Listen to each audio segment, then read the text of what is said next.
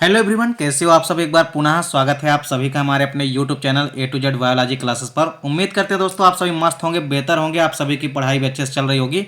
Board exam 2024 के लिए देखिए एक बार पुनः हम आप लोगों के सामने लेकर आए 3 अंकों वाले महत्वपूर्ण प्रश्न उत्तर। तो चलिए सीधे वीडियो को स्टार्ट करते हैं। सबसे पहला जो क्वेश्चन है आज का वो है बहुभ्रूणता यानी कि पॉलीएम्ब्रियोनी क्या होती है। अक्सर आपके एग्जाम में यह क्वेश्चन पूछा जाता है, पॉलीएम्ब्रियोनी यानी बहुभ्रूणता को उदाहरण सहित समझाइए। तो जैसे ही बात आती है बहुभ्रूणता की, जैसा कि नाम से स्पष्ट है कि बहुभ्रूणता मतलब बहुत सारे भ्रूण के बनने की जो प्रक्रिया है वही क्या कहलाती है, बहुभ्रूणता।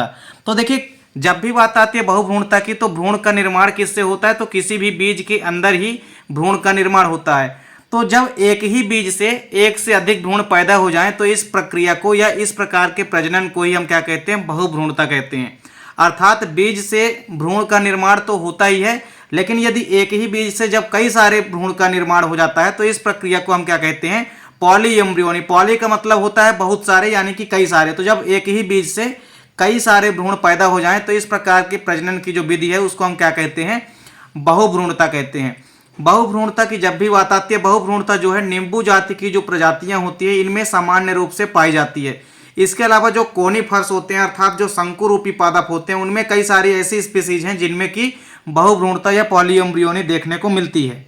देखिए बहुभ्रूणता या पॉलीएम्ब्रियोनी की स्थिति कब पैदा होती है, तो जब बीजांड जो होता है यानी जो ओव्यूल्स होता है, किसी भी अंडाशय के अंदर बीजांड होते हैं।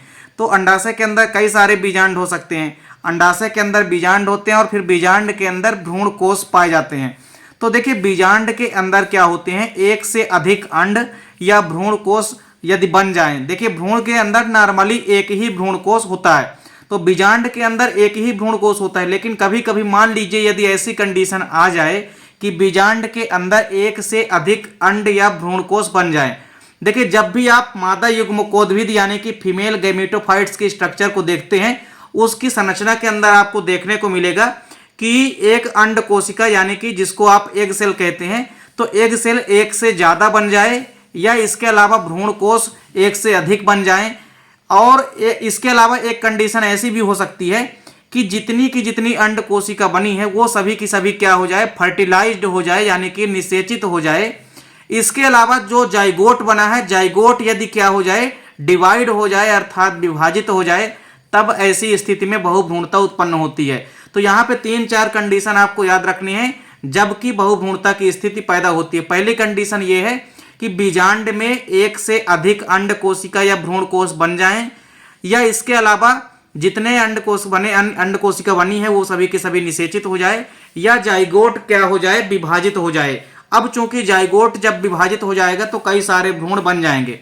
एज ए ह्यूमन यदि मानव में भी आप बात करेंगे तो निषेचन के बाद क्या होता है, निषेचन के बाद आपस में आप पाएंगे कि जाइगोट का यानी कि युग्मनज का निर्माण होता है। फिर उस युग्मनज में क्या होता है, विभाजन होता है कोशिकाओं का, जिसके परिणाम स्वरूप आप पाएंगे कि बहुकोष के भ्रूण बन जाता है। तो इसी प्रकार बीजांड में भी यदि जाइगोट विभाजित हो जाता है तब ऐसी स्थिति में बहुभ्रूणता उत्पन्न हो जाती है। कभी कभी आप मानव में देखेंगे जैसे कि जुड़वा बच्चे पैदा होते हैं, उसका कारण भी यही होता है कि निषेचन के बाद नर व मादा युग्मक जब मिलते हैं तो उसके बाद जाइगोट बनता है। और यदि जाइगोट जो बना है, जाइगोट यदि किसी कारणवश टूट जाता है तो 1 से 2 जाइगोट बन जाते हैं। अब दोनों ही जाइगोट में विभाजन होगा और विभाजन के परिणाम स्वरूप जाइगोट किस में बदल जाएगा, बहुकोशिकीय भ्रूण में बदल जाते हैं। तो यदि जाइगोट मान लीजिए विभाजित हो गया 2 जाइगोट में, तो इस प्रकार से 2 बच्चे पैदा हो जाते हैं। तो ऐसी स्थिति में बहुभ्रूणता उत्पन्न होती है। यदि आप प्लांट में पाएंगे तो बहुभ्रूणता की स्थिति भी उत्पन्न हो जाती है। इसके बाद देखिए दूसरा इंपॉर्टेंट क्वेश्चन है चिकित्सीय गर्भ समापन यानी कि एमटीपी क्या होती है। इसको हम मेडिकल टर्मिनेंस ऑफ प्रेगनेंसी भी कहते हैं इंग्लिश में। तो देखिए चिकित्सीय गर्भ समापन क्या होता है। हालांकि जैसा कि नाम से स्पष्ट है कि चिकित्सा के माध्यम से यदि गर्भ को समाप्त किया जाए या भ्रूण को समाप्त किया जाए तो उसे ही हम क्या कहते हैं, चिकित्सीय गर्भ समापन कहते हैं। वैधानिक रूप से यदि आप समझें तो देखिए गर्भपात करा करके भी जनसंख्या का नियंत्रण किया जा सकता है। नॉर्मली तौर पे इसके पहले भी आपने जनसंख्या नियंत्रण की कई सारी विधियां पढ़ी है। उन विधियों के अलावा गर्भपात करा करके भी जनसंख्या को नियंत्रित किया जा सकता है। इसके लिए शासकीय चिकित्सालयों में कई जगह इसकी मुफ्त सुविधा भी उपलब्ध है। लेकिन बार बार यदि कोई भी महिला गर्भपात कराती है तो इससे उसके स्वास्थ्य के लिए हानिकारक होता है, अर्थात स्वास्थ्य पर गहरा प्रभाव भी पड़ सकता है। जिस कारण से यदि हम नॉर्मली तौर पे बात करें तो गर्भाधारण को रोकने के लिए जो सबसे सरल उपाय है वो गर्भाधारण की जो विधियां हैं उनको अपनाना चाहिए, और वो जो विधियां हैं उनको भी डॉक्टर की सलाह के अनुसार ही उन विधियों को अपनाना चाहिए। तो इस प्रकार से गर्भपात या चिकित्सा के माध्यम से गर्भ को समापन किया जा सकता है। तो इस प्रकार से यदि चिकित्सा के माध्यम से गर्भ को समाप्त करते हैं तो इसे हम चिकित्सीय गर्भ समापन यानी कि मेडिकल टर्मिनेंस ऑफ प्रेगनेंसी कहते हैं। नेक्स्ट क्वेश्चन है टेस्ट ट्यूब बेबी यानी कि परख नली शिशु। देखिए काफी इंपॉर्टेंट क्वेश्चन है टेस्ट ट्यूब बेबी, अक्सर आपके एग्जाम में देखने को मिलता है। तो परख नली शिशु या टेस्ट ट्यूब बेबी, जैसा कि नाम से स्पष्ट है कि किसी भी टेस्ट ट्यूब के अंदर बेबी, मतलब आप ये कह सकते हैं कि किसी भी टेस्ट ट्यूब के माध्यम से यदि बेबी का निर्माण होगा तो उसे हम टेस्ट ट्यूब बेबी कहेंगे। इस पूरी की पूरी प्रक्रिया में आप पाएंगे कि सबसे पहले तो आपको ये देखना है कि टेस्ट ट्यूब बेबी या जो परख नली शिशु है यह तकनीक किन स्त्रियों के लिए अपनाई जानी चाहिए। तो देखिए ऐसी सभी स्त्रियां जो कि गर्भाधारण करने योग्य नहीं होती हैं, अर्थात ऐसी स्त्रियां जो कि गर्भ का धारण नहीं कर सकती हैं, अर्थात गर्भाधारण करने में योग्य नहीं होती हैं, उस स्थिति में परख नली शिशु तकनीक का उपयोग किया जा सकता है। देखिए स्त्रियों से जो अनिषेचित अंडाणु होता है उसको बाहर निकाला जाता है इस विधि में। सबसे पहले आपको यही ध्यान में रखना है कि इस विधि में किया क्या जाता है, तो स्त्रियों से अनिषेचित अंडाणु को बाहर निकाला जाता है, अर्थात ऐसा अंडाणु या ओवम जो अभी तक निषेचित नहीं हुआ है यानी कि फर्टिलाइज्ड नहीं हुआ है, तो ऐसे अंडाणु को बाहर निकाला जाता है और इस अंडाणु को क्या किया जाता है, किसी भी परख नली या टेस्ट ट्यूब में मिले करके शुक्राणु के द्वारा निषेचन की प्रक्रिया कराते हैं। यानी नॉर्मली तौर पे आपको समझना है कि आपको एक टेस्ट ट्यूब लेना है, उस टेस्ट ट्यूब में किसी भी ऐसी महिला जो कि गर्भाधारण करने में योग्य नहीं है उसके अंदर से अंडाणुओं को कृत्रिम माध्यम से निकाला जाता है या कृत्रिम यंत्रों की सहायता से।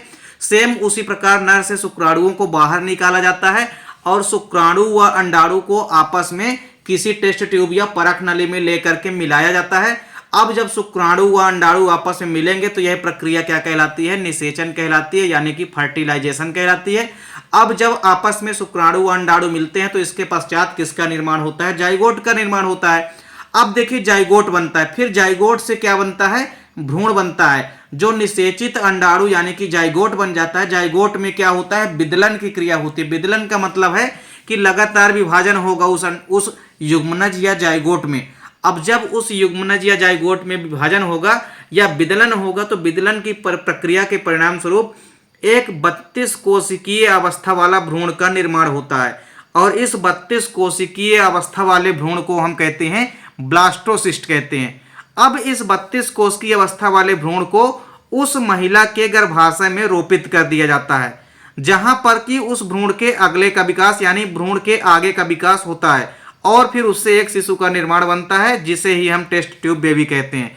यानी टेस्ट ट्यूब बेबी विधि में आपको सबसे पहले क्या ध्यान में रखना है कि एक टेस्ट ट्यूब लेना है और नर व मादा से कृत्रिम यंत्रों के द्वारा शुक्राणु व अंडाणु को बाहर निकालेंगे और उसको टेस्ट ट्यूब में निषेचन कराया जाता है। निषेचन के परिणाम स्वरूप जाइगोट बनता है और उस जाइगोट से 32 कोशिकीय अवस्था वाला विदलन के परिणाम स्वरूप भ्रूण बनता है जिसे हम ब्लास्टोसिस्ट कहते हैं। और इस ब्लास्टोसिस्ट को यानी कि 32 कोशिकीय अवस्था वाले भ्रूण को फिर स्त्री के गर्भाशय में स्थापित कर दिया जाता है, अर्थात रोपित कर दिया जाता है, जिससे उस भ्रूण का अगला विकास यानी कि आगे का विकास स्त्री के गर्भाशय में होता है और फिर उससे शिशु का निर्माण होता है जिसे हम टेस्ट ट्यूब बेबी या परख नली शिशु कहते हैं। तो छोटा सा क्वेश्चन है लेकिन कई बार आपके एग्जाम में पूछा जाता है। तो टेस्ट ट्यूब बेबी या परख नली शिशु भी आपको तैयार करना है। इसके बाद देखिए अगला क्वेश्चन है, ये भी क्वेश्चन काफी इंपॉर्टेंट है, एमनियोसेंटेसिस क्या होती है। तो एमनियोसेंटेसिस भी काफी इंपॉर्टेंट क्वेश्चन। देखिए एमनियोसेंटेसिस की यदि हम बात करते हैं तो यह भी भ्रूण से संबंधित ही एक प्रक्रिया है और बेसिकली जो एमनियोसेंटेसिस होती है यह भ्रूण परीक्षण की एक तकनीक होती है, अर्थात इस तकनीक के माध्यम से किसी भी भ्रूण का या एम्ब्रियो का परीक्षण किया जाता है। देखिए इसमें क्या होता है कि एक सर्जिकल सुई होती है, उस सर्जिकल सुई के द्वारा मादा के गर्भाशय में जो एमनियोटिक द्रव उपस्थित होता है तो उस एमनियोटिक द्रव को शरीर से बाहर निकाला जाता है। अब मादा के गर्भाशय में जो एमनियोटिक द्रव है उसको शरीर से बाहर निकाला जाता है, किसके माध्यम से, जो सर्जिकल सुई होती है उस सुई के माध्यम से बाहर निकाला जाता है। और फिर उसका भ्रूणीय परीक्षण किया जाता है, उसका जो भ्रूणी कोशिका है उसका संवर्धन किया जाता है, और साथ ही साथ उस द्रव का गुणसूत्रीय परीक्षण भी किया जाता है। और उस द्रव का गुणसूत्रीय परीक्षण करके किसी भी प्रकार से उस भ्रूण में यदि कोई भी विकृतियां उत्पन्न है या कोई भी रोग यदि उत्पन्न है तो उसका पता लगाया जा सकता है। तो एमनियोसेंटेसिस जो है यह भ्रूण परीक्षण की एक तकनीक होती है, अर्थात इसमें एक सर्जिकल सुई होती है और उस सर्जिकल सुई के द्वारा मादा के गर्भाशय में जो एमनियोटिक द्रव भरा होता है उस एमनियोटिक द्रव को बाहर निकाला जाता है और उस एमनियोटिक द्रव का परीक्षण करके किसी भी प्रकार से उस भ्रूण के अंदर यदि विकृतियां उत्पन्न है या रोग उत्पन्न है तो उनका पता लगाया जा सकता है जन्म से पहले ही उस भ्रूण का। और इसके माध्यम से देखिए कई सारे रोगों का भी पता लगाया जा सकता है। जैसे फॉर एग्जांपल पहला रोग है हमारे पास गुणसूत्रीय असामान्यता। देखिए गुणसूत्रों में असामान्यता का मतलब है कि यदि गुणसूत्रों की संख्या में अधिकता या कमी आती है तो उसे हम गुणसूत्रीय असामान्यता कहते हैं। देखिए गुणसूत्रीय असामान्यता के कारण यदि कोई रोग उत्पन्न होता है तो उसे हम सिंड्रोम कहते हैं। अर्थात मानव में जैसे आपको पता है कि हर एक कोशिका में 23 जोड़ी यानी कि 46 गुणसूत्र पाए जाते हैं। अब उस 23 जोड़े में से यदि एक भी गुणसूत्र की अधिकता या कमी हो जाती है तो रोग उत्पन्न हो जाता है जिसे हम सिंड्रोम कहते हैं। तो सिंड्रोम का भी पता लगाया जा सकता है, जैसे कि डाउन सिंड्रोम हो गया, टर्नर सिंड्रोम हो गया। इसके अलावा और कई सारे सिंड्रोम होते हैं जैसे पटाउ सिंड्रोम हो गया, एडवर्ड सिंड्रोम हो गया, या इसके अलावा आप कह सकते हैं क्लीनीफिल्टर सिंड्रोम। तो जितने भी सिंड्रोम है अर्थात गुणसूत्रीय असामान्यताओं से संबंधित रोगों का पता लगाया जा सकता है एमनियोसेंटेसिस विधि के थ्रू। इसके अलावा कुछ उपापचयी अनियमितताएं अर्थात कुछ मेटाबॉलिक अनियमितताएं यदि शरीर के अंदर उत्पन्न हो गई है जैसे क्रिटेनिज्म और एल्केप्टोन्यूरिया, इनका भी पता लगाया जा सकता है किसके माध्यम से, एमनियोसेंटेसिस प्रोसेस के माध्यम से। इसके अलावा तीसरी चीज आप पता लगा सकते हैं भ्रूण का लिंग। भ्रूण का लिंग कहने का मतलब है कि यदि भ्रूण की कोई भी लैंगिक बीमारियां हैं उनका भी पता लगाया जा सकता है। और इस बात का भी पता लगाया जा सकता है कि होने वाली जो संतान होगी वो मेल होगी या कि फीमेल होगी, इसका भी पहले ही अनुमान लगाया जा सकता है या पहले ही पता लगाया जा सकता है एमनियोसेंटेसिस विधि के माध्यम से। तो इस प्रकार से एमनियोसेंटेसिस आपने देखा कि यह एक भ्रूण परीक्षण की तकनीक होती है जिसमें एक सर्जिकल सुई होती है। उस सर्जिकल सुई के माध्यम से गर्भाशय के अंदर उपस्थित जो एमनियोटिक द्रव होता है उसको शरीर से बाहर निकाला जाता है और बाहर निकालने के पश्चात उसमें उपस्थित एमनियोटिक द्रव का गुणसूत्रीय परीक्षण करके मानव में उत्पन्न विकृतियों का पता लगाया जा सकता है एमनियोसेंटेसिस विधि के थ्रू। एक आखिरी क्वेश्चन आपको देखना है, अपरा या प्लेसेंटा क्या होता है। इसके कार्य कई बार आपके एग्जाम में पूछे जाते हैं। तो देखिए अपरा या प्लेसेंटा क्या होता है, तो यह एक ऐसी रचना होती है जिसके द्वारा भ्रूण एवं मादा के रुधिर में पदार्थों का विनिमय होता है, उसे हम अपरा या प्लेसेंटा कहते हैं। तो यह एक विशेष प्रकार की रचना होती है जो किसी भी भ्रूण को मादा के रुधिर से पदार्थों का विनिमय होने देती है, अर्थात एक ऐसी रचना जिसके माध्यम से किसी भी एम्ब्रियो व भ्रूण एवं मादा के बीच पदार्थों का आदान प्रदान होता है। उस रचना को ही हम अपरा या प्लेसेंटा कहते हैं। देखिए अपरा या प्लेसेंटा के कई सारे फंक्शन यानी कि कार्य हैं। सबसे पहला जो काम होता है वो है न्यूट्रिशन यानी कि पोषण का।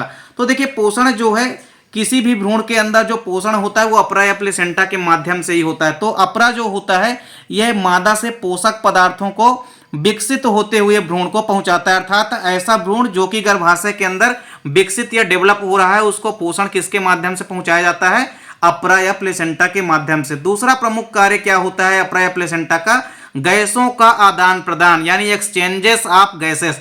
तो गैसों का आदान प्रदान कैसे होता है, देखिए अपरा या प्लेसेंटा जो होती है यह माता या आप ऐसा भी कह सकते हैं मादा एवं भ्रूण के मध्य गैसों का आदान प्रदान करने में भी सहायक होती है। इसके बाद तीसरा प्रमुख कार्य क्या होता है, एक्सक्रीजन यानी कि उत्सर्जन। देखिए भ्रूण जो होता है यह अपने नाइट्रोजनी एवं वर्ज्य पदार्थों का जो उत्सर्जन होता है यह किसके माध्यम से करता है, अपरा या प्लेसेंटा के माध्यम से ही करता है।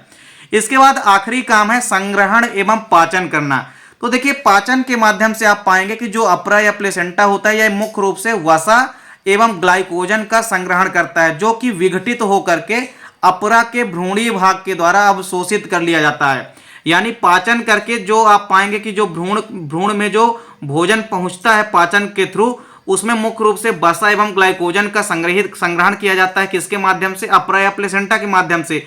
तो अपरा या प्लेसेंटा क्या करती है कि जो भी कोशिकाओं के माध्यम से वसा एवं ग्लाइकोजन की मात्रा है उसको संग्रहित करती रहती है। और जो ग्लाइकोजन होता है ये ग्लूकोज का बड़ा रूप होता है, और ग्लूकोज ही क्या देता है, शरीर को एनर्जी देता है। तो जैसे ही ये ग्लाइकोजन है ये धीरे धीरे टूटता जाता है और फिर जो भ्रूण होता है उसको पाचन के थ्रू ये मिलता है। तो इस प्रकार से अवशोषण के माध्यम से पाचन भी किया जाता है। किसके माध्यम से, अप्राय प्लेसेंटा के थ्रू, और भ्रूण तक पहुंचाया जाता है। तो इस प्रकार से देखिए जितने भी यहाँ पे इंपॉर्टेंट क्वेश्चन है उनको आपको पेपर के पहले तैयार कर लेना है। उम्मीद करता हूं दोस्तों वीडियो पसंद आई होगी। दोस्तों वीडियो अच्छी लगे तो लाइक और कमेंट जरूर कीजिए, साथ ही साथ दोस्तों के बीच ज्यादा से ज्यादा वीडियो को शेयर कीजिए। चैनल पर यदि नए हैं तो चैनल को सब्सक्राइब अवश्य कर लें। मिलते हैं दोस्तों नेक्स्ट वीडियो में, तब तक के लिए जय हिंद, वंदे मातरम।